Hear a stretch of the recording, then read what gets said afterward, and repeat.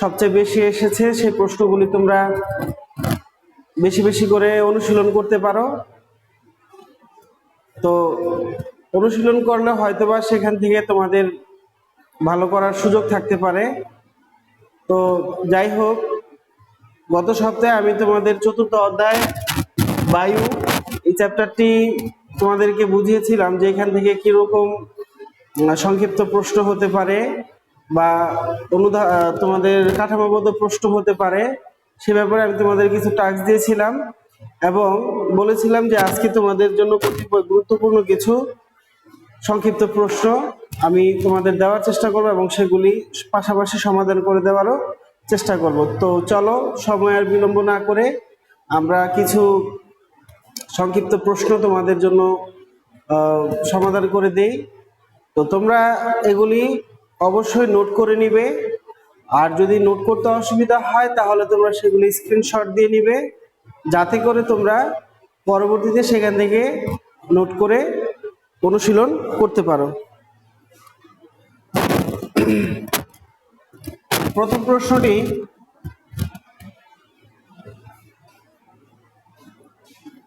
বায়ু প্রবাহ, তোমাদেরকে বুঝিয়েছিলাম যে বায়ু প্রবাহ দিয়ে আমরা টারবাইন বা চরকা সাহায্যে বিদ্যুৎ উৎপাদন করতে পারি, ভেজা কাপড় শুকাতে পারি বা পালতোলা নৌকা চালাতে পারি, হেয়ার ড্রায়ার সাহায্যে আমরা চুল শুকাতে পারি। তো সেই বায়ু প্রবাহ দিয়ে একটি প্রশ্ন, যে বায়ু প্রবাহ ব্যবহার করা হয়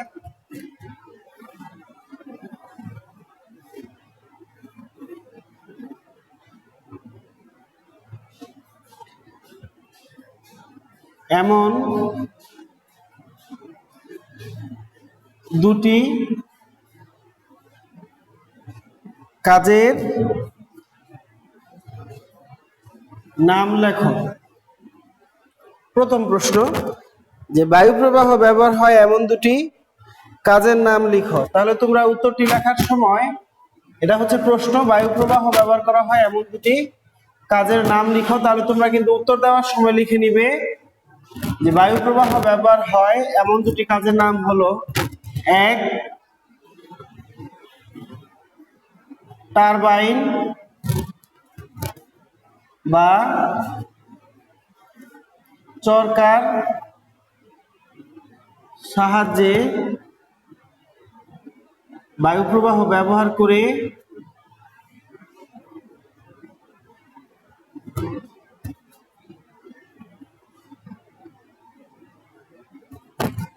বিদ্যুৎ উৎপাদন করতে পারি। এটা অত্যন্ত গুরুত্বপূর্ণ একটি ব্যবহার, বিদ্যুৎ উৎপাদন করতে পারি। 2 নাম্বার দিতে পারি যে আমরা ভেজা কাপড় শুকাতে পারি। সহজ, ভেজা কাপড় শুকাতে,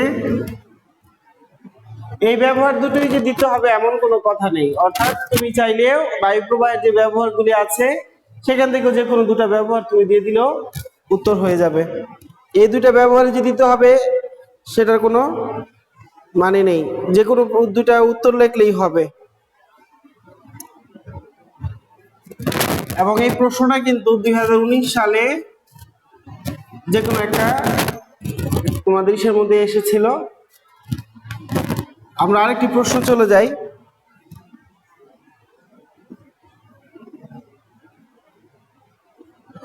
অক্সিজেন কিভাবে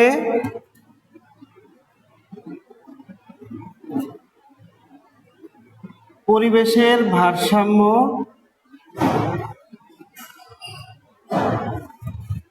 রক্ষায় ভূমিকা রাখে?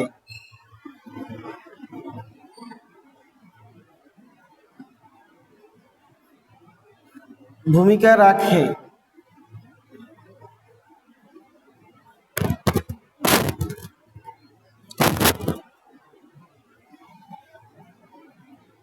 সে সম্পর্কে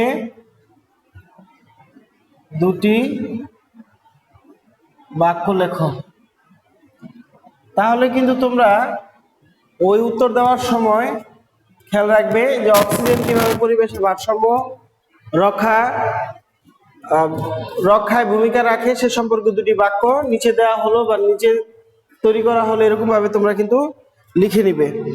তো অক্সিজেন সম্পর্কে তোমরা যদি জানো যে সাধারণত পরিবেশে যে খাদ্য শৃঙ্খল থাকে সে খাদ্য শৃঙ্খল রক্ষায় অক্সিজেনের ভূমিকা রয়েছে।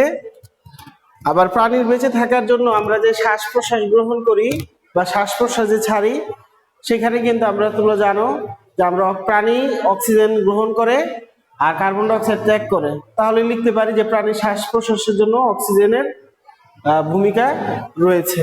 তাহলে কিন্তু আমরা দুটি বাক্য লিখে দিতে পারি। পরিবেশের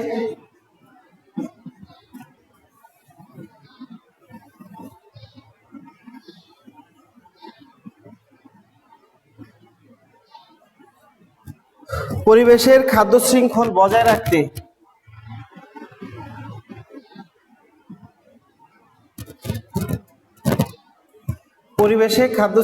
বজায় রাখতে ভূমিকা রাখে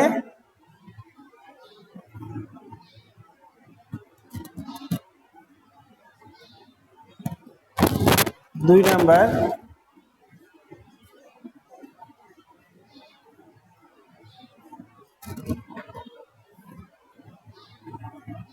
প্রাণীর বেঁচে থাকার জন্য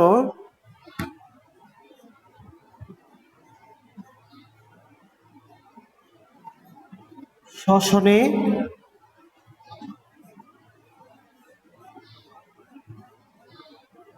অক্সিজেন ভূমিকা রাখে। দেখতে পারো এই পরিবেশের খাদ্য শৃঙ্খল বজায় রাখতে অক্সিজেনের ভূমিকা রয়েছে, আবার প্রাণীর বেঁচে থাকার জন্য শ্বসনে অক্সিজেনের ভূমিকা রয়েছে। তাহলে তোমরা লিখে দিতে পারো।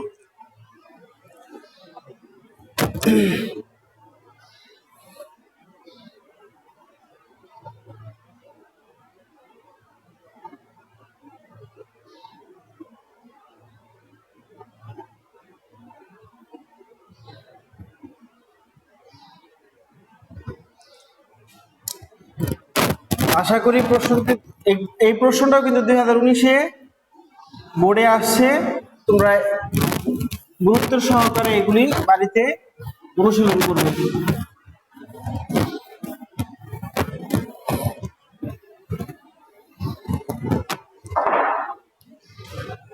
এখন আরেকটি প্রশ্ন চলে যাই, 3 নাম্বার। অ্যাসিড বৃষ্টি কারণ বা কেন হয়? অ্যাসিড বৃষ্টির দুটি কারণ। অ্যাসিড বৃষ্টির দুটি কারণ লেখো।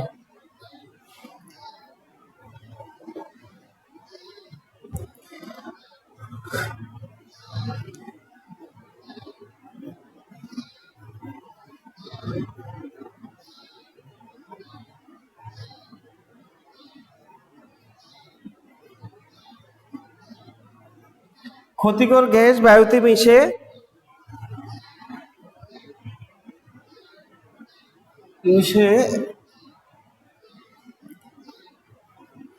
তোমার অ্যাসিড বৃষ্টির মূল কারণ হচ্ছে ক্ষতিকর গ্যাস বায়ুতে মিশে বায়ুটাকে ভারী করে ফেলে। অর্থাৎ এই অ্যাসিড বৃষ্টি বায়ুতে যখন বেড়ে যায়, ক্ষতিকর গ্যাসগুলি যখন বায়ুতে বেড়ে যায় তখন বায়ুচাপটা তোমার অত্যন্ত বেড়ে যায়, যার ফলে অ্যাসিড বৃষ্টিটা সংঘটিত হয়। এজন্য আমরা লিখবো যে ক্ষতিকর গ্যাস বায়ুতে বেড়ে যাওয়ার ফলে অ্যাসিড বৃষ্টি হয়। ক্ষতিকর গ্যাসগুলোর মধ্যে মূলত রয়েছে তোমার কার্বন ডাই অক্সাইড, তারপরে আছে তোমার সালফার ডাই অক্সাইডের আয়ন আছে, সালফার ডাই অক্সাইড আছে, তারপরে আমরা নাইট্রোজেন আছে, মিথেন আছে। অর্থাৎ এই সকল ক্ষতিকর গ্যাসগুলোর মধ্যে সবচেয়ে বেশি হচ্ছে কার্বন ডাই অক্সাইড আর হচ্ছে কার্বন। যদিও তোমরা এগুলি বুঝবে না, এগুলি বড় ক্লাসে উঠলে তোমরা মনে রাখবে সবচেয়ে বেশি ভূমিকা রাখে carbon die oxide, carbon monoxide. অর্থাৎ আমরা যখন দেখবে কোথাও যদি আগুন ধরানো হয় সেখান থেকে দেখবে কালো ধোঁয়া তৈরি হয়, সেই কালো ধোঁয়াটাই হচ্ছে মূলত কার্বন ডাই অক্সাইড। এই কার্বন ডাই অক্সাইডে দেখবে যে আমাদের নিঃশ্বাসের সাথে গেলে আমাদের শ্বাসকষ্টের উদ্রেক হয় অথবা শ্বাসকষ্ট হয়, তাহলে বুঝতে পারবে যে ওইটাই হচ্ছে মূলত কার্বন ডাই অক্সাইড। মানে carbon die oxide, sulphur die oxide, carbon monoxide হচ্ছে আরো বেশি বিষাক্ত গ্যাস। এই carbon die oxide, carbon monoxide যদি কোনো ব্যক্তি নিঃশ্বাসের সাথে প্রবেশ করে তাহলে তার শ্বাসকষ্ট এমনকি তার সাথে সাথে মৃত্যু হতে পারে। এটা এতই বিষাক্ত একটি গ্যাস। তো এই সকল গ্যাসগুলি যখন মূলত বায়ুতে বেড়ে যায় তখন মূলত অ্যাসিড বৃষ্টি হয়। আচ্ছা, 2 নাম্বার কারণটা লিখো।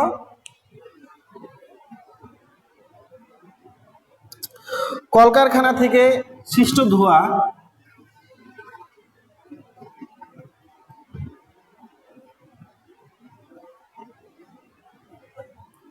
কলকারখানা থেকে সৃষ্ট ধোঁয়া, দেখবে কলকারখানা থেকে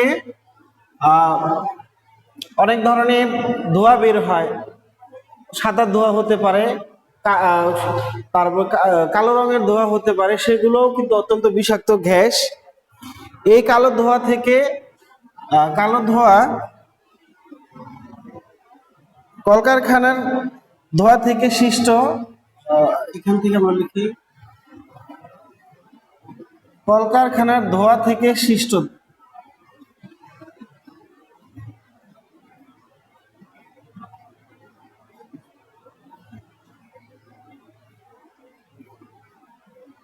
কলকারখানার ধোঁয়া থেকে সৃষ্ট গ্যাস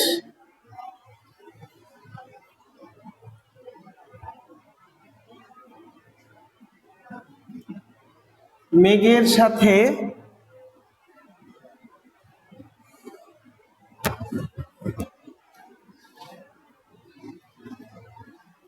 মিশে যাওয়ায় অ্যাসিড বৃষ্টির সৃষ্টি হয়।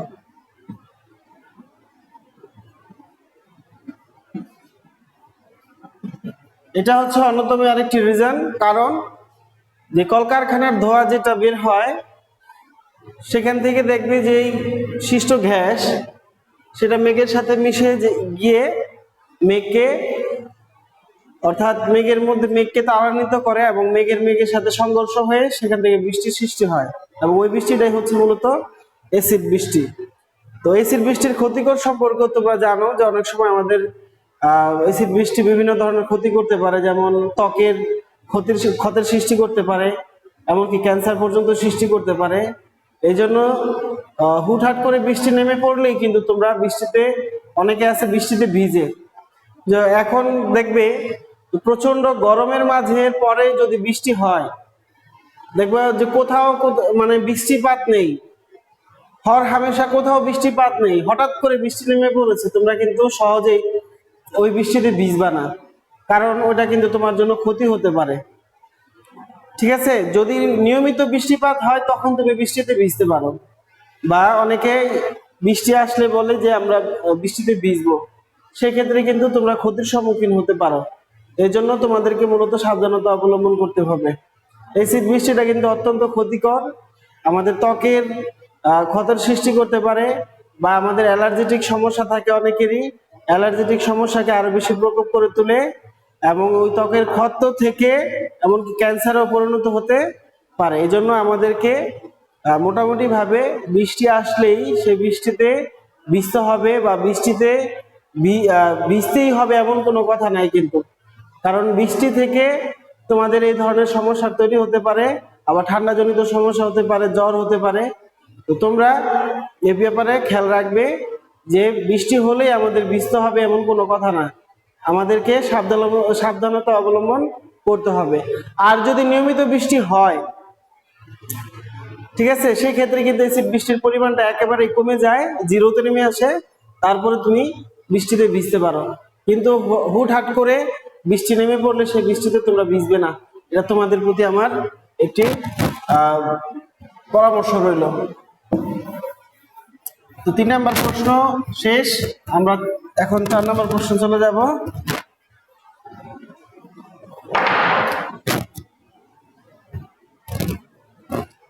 এসিড বৃষ্টির কারণ তোমরা দেখলে, প্রশ্নটি থাকলো তোমরা তুলে নাও যারা তুলোনি।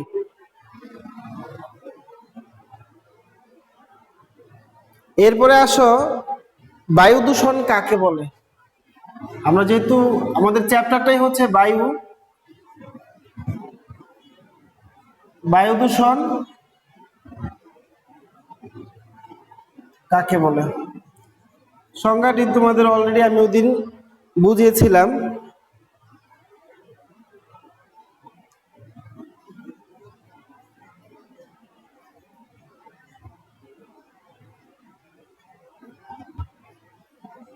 বায়ু স্বাভাবিক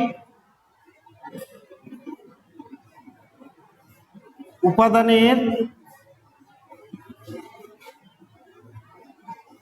পরিবর্তনকে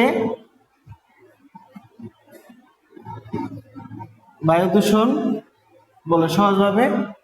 অর্থাৎ বায়ুর উপাদান কয়েকটা ইয়ের মতন, তোমরা যদি যখন বড় ক্লাসে উঠবে পাইচিত্রের মাধ্যমে বিভিন্ন উপাদানের মধ্যে এরকম দেখবে পাইচিত্রের মাধ্যমে দেখানো আছে যে বায়ুর কোন কোন উপাদানের পরিমাণ কত, যেমন পানি, জলীয় বাষ্প, oxygen, carbon die oxide, nitrogen, methane, বিভিন্ন ধরনের উপাদানের একটা নির্দিষ্ট একটা স্ট্যান্ডার্ড একটা পরিমাপ দেওয়া আছে। সেই পরিমাপের পরিমাণটা যদি কখনো বেড়ে যায়, অর্থাৎ স্বাভাবিক থেকে যদি অস্বাভাবিক পরিবর্তন হয়, সেই পরিবর্তনটাকে আমরা বলতে পারি বায়ু দূষণ। এখন আমরা দেখব যে বায়ু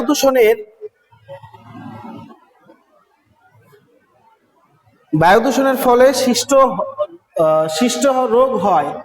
বায়ু তো দূষিত বায়ুর ক্ষেত্রে আমাদের বিভিন্ন ধরনের রোগের সৃষ্টি হয়।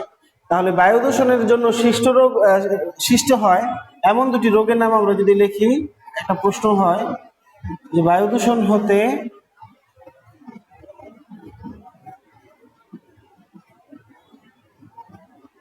সৃষ্ট দুটি রোগের নাম লেখো। সেক্ষেত্রে কিন্তু তোমরা উত্তরটি লেখার আগে লিখে নিবে যে বায়ু দূষণ হতে সৃষ্ট দুটি রোগের নাম আমরা লিখতে পারি। যেমন 1 নাম্বার দিতে পারি যে শ্বাসজনিত রোগ,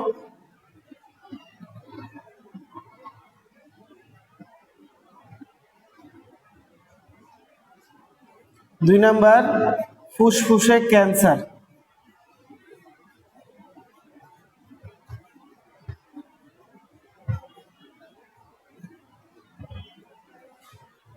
তো তোমরা বর্তমানে তো জানো যে আমাদের করোনা রোগের কারণে বিশ্ব স্বাস্থ্য সংস্থা থেকে আমাদেরকে বারবার জোর দিয়ে বলা হচ্ছে যে আমাদেরকে অবশ্যই মাস্ক ব্যবহার করতে হবে।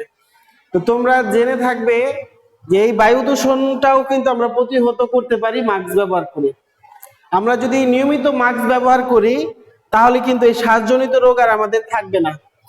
আর যেহেতু নাকের সাহায্যে, মুখের সাহায্যে আমরা শ্বাস কার্য চালাই, তাহলে দূষিত বায়ুটা যদি আমরা শ্বাসকার্যে চালানোর জন্য আমাদের ফুসফুসে প্রবেশ করে, তখন কিন্তু এই ফুসফুসের ক্যান্সার হতে পারে। আর আমরা যদি মাস্ক ব্যবহার করি তাহলে সেই দূষিত বায়ু আমাদের শ্বাস প্রশ্বাসের সাহায্যে আর ফুসফুসে প্রবেশ করবেও না, আর ফুসফুসে ক্যান্সার হবেও না। এর জন্য কিন্তু করোনাকালীন সময়ে যদি চলেও যায়, অর্থাৎ আমাদের যদি স্বাভাবিক অবস্থা চলেও যায়, তাহলে যদিও আমরা যদি মাস্ক ব্যবহার করি তাহলেও কিন্তু বায়ু দূষিত বিভিন্ন রোগ থেকে আমরা কিন্তু নিজেদেরকে রক্ষা করতে পারি। এই জন্য আমাদেরকে কিন্তু নিয়মিত মাস্ক ব্যবহার করতে হবে। তো তোমরা তো শুরু থেকে জেনে আসছো যে মাস্কের উপকারিতা, তোমরা অবশ্যই মাস্ক ব্যবহার করবে। মাস্ক ব্যবহার করার মাধ্যমেও কিন্তু আমরা এই বায়ু দূষণ হতে সৃষ্ট প্রশ্নটা তো, এই বায়ু দূষণ থেকে আমরা নিজেদেরকে প্রতিহত করতে পারি।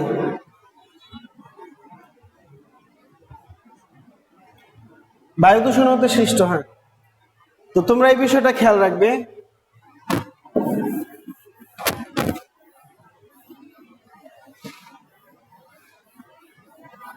অনেক সময় রাস্তার আশেপাশে অনেকে ময়লা আবর্জনা ফেলে রাখে, সেখান থেকে পচা দুর্গন্ধ বের হয়। সেই দুর্গন্ধটাও দেখা গেছে অনেক সময় না যাওয়ার পরেও তোমার স্বাভাবিক শরীরটাকেও অসুস্থ করে ফেলে ওই পচা দুর্গন্ধটাকে। তো তুমি যদি পরক্ষণে যদি তখন মাস্ক পরা থাকে তাহলে কিন্তু তোমাকে অতটা একটা ক্ষতি করতে পারবে না। এই জন্য অবশ্যই আমাদেরকে খেয়াল রাখতে হবে এখানে সেখানে আবর্জনা যাতে আমরা ফেলে না রাখি। এই জন্য আমাদেরকে সবাইকে সচেতন হতে হবে। আচ্ছা, আরেকটি প্রশ্ন,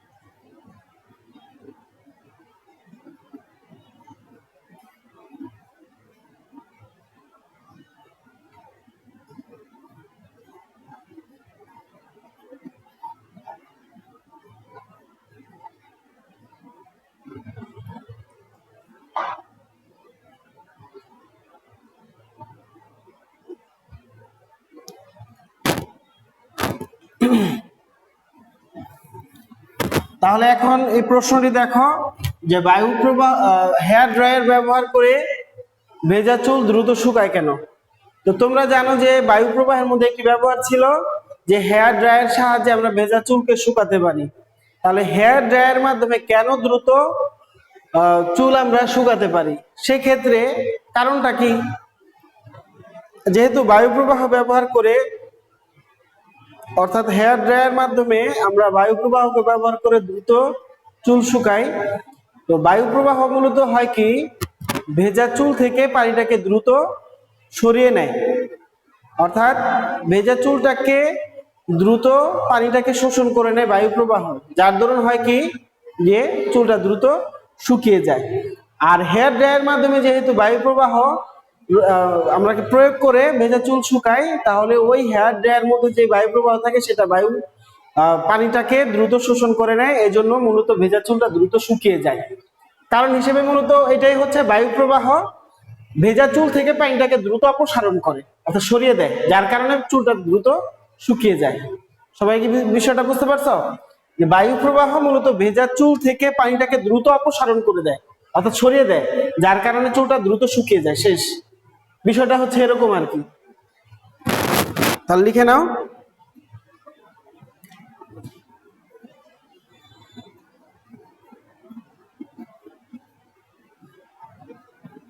বায়ু প্রবাহ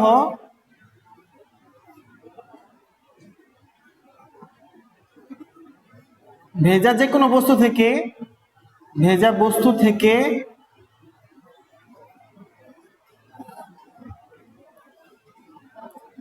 পানি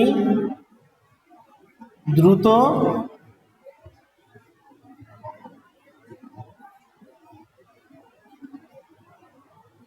শুকিয়ে নিতে সাহায্য করে।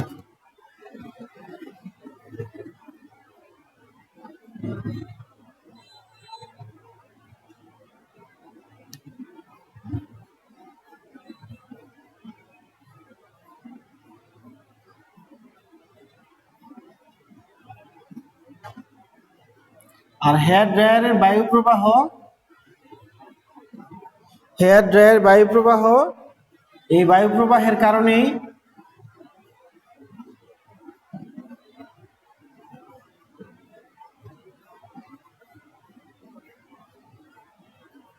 ভেজা চুল দ্রুত শুকায়।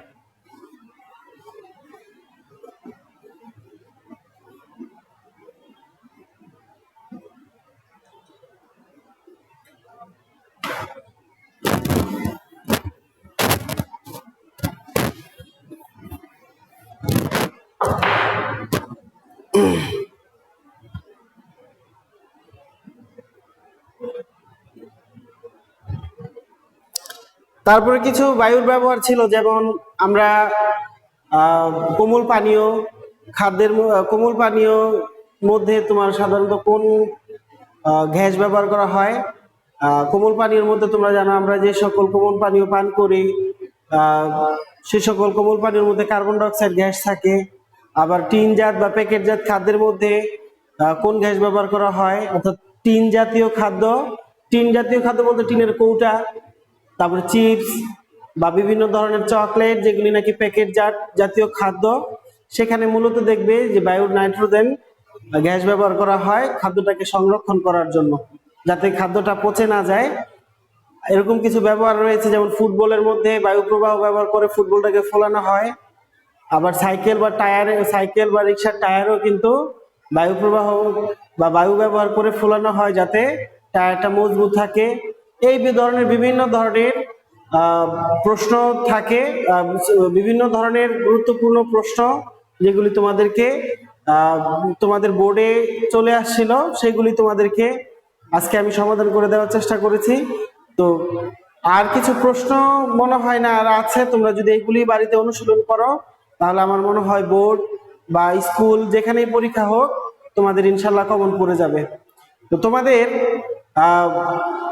আগামী সপ্তাহে আমি আবার এই অধ্যায় থেকে কিছু গুরুত্বপূর্ণ কাঠামোবদ্ধ প্রশ্ন দেওয়ার চেষ্টা করব।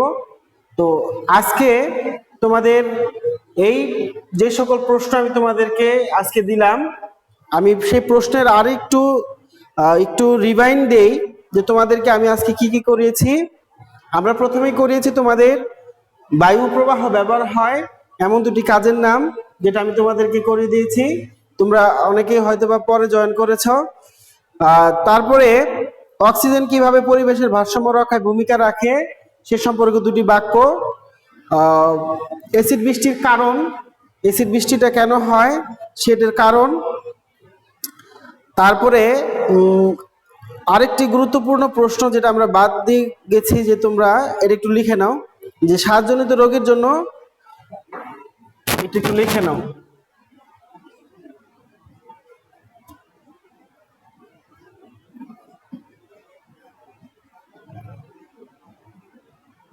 শ্বাসজনিত রোগীর জন্য, অর্থাৎ যাদের শ্বাসকষ্টের প্রকোপ বা বেশি দেখা দেয় সেই সকল রোগীর জন্য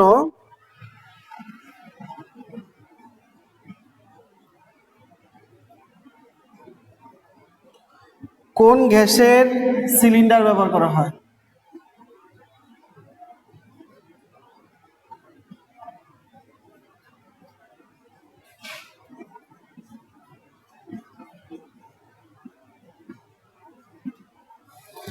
তোমরা জানো এখন করোনা রোগী যারা করোনা আক্রান্ত তাদেরকে মূলত শ্বাস প্রশ্বাস জনিত সমস্যাটা বেশি হয়। তো এই শ্বাস প্রশ্বাস জনিত রোগীর জন্য সাধারণত অক্সিজেনের সিলিন্ডারের গ্যাস ব্যবহার করা হয়। তো এখানে এই বিষয়টা হচ্ছে যে শ্বাসজনিত রোগীর জন্য কোন গ্যাসের সিলিন্ডার ব্যবহার করা হয়। তোমরাও যদি জেনে রাখো তাহলে তোমাদের উপকার আসতে পারে। রোগীদের জন্য সাধারণত অক্সিজেন গ্যাসের সিলিন্ডার ব্যবহার করা হয়। ঠিক আছে, তোমরা ইতিমধ্যে খবরে বা টিভিতে দেখেছো যে একটা বোতল জাতীয় সিলিন্ডার, সেখান থেকে এক ধরনের মাস্কের মতো মুখে লাগাইয়ে অক্সিজেনের সাপোর্ট দেওয়া হয়। সেটাই হচ্ছে মূলত অক্সিজেনের সিলিন্ডার। অর্থাৎ ওই অক্সিজেন ব্যবহার করে রোগীর তার শ্বাস প্রশ্বাস জনিত সমস্যা সমাধান করতে পারে, অর্থাৎ শ্বাস প্রশ্বাস সে স্বাভাবিক রাখতে পারে। এই জন্য যদি কারো কোনো শ্বাসকষ্ট জনিত সমস্যা দেখা দেয় তাহলে অক্সিজেন গ্যাসের সিলিন্ডার ব্যবহার করা হয়। গুরুত্বপূর্ণ একটি প্রশ্ন ছিল। তারপরে ছিল যে বায়ু প্রবাহ কি? বায়ু প্রবাহের ফলে সৃষ্ট দুটি রোগের নাম, এবং হেয়ার ড্রায়ার ব্যবহার করে ভেজা চুলকে দ্রুত শুকায়, এটার কারণ তোমাদের ইতিমধ্যে আমি সমাধান করে দিয়েছি। তো প্রিয় শিক্ষার্থীরা,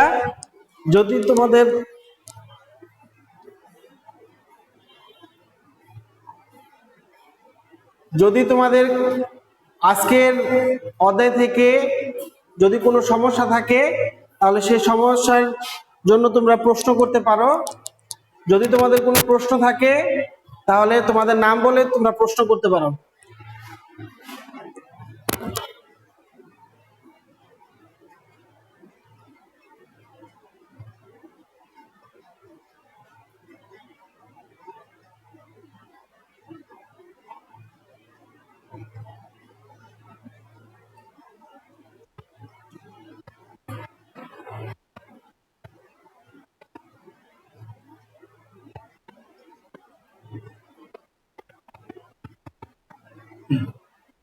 প্রিয় শিক্ষার্থীরা, তোমাদের যদি কারো কোনো প্রশ্ন থাকে তাহলে তোমরা প্রশ্ন করতে পারো।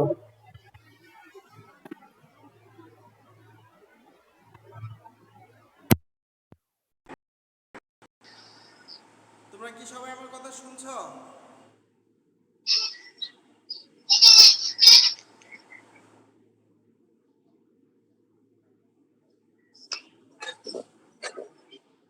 তোমরা কি আমার কথা শুনছো সবাই?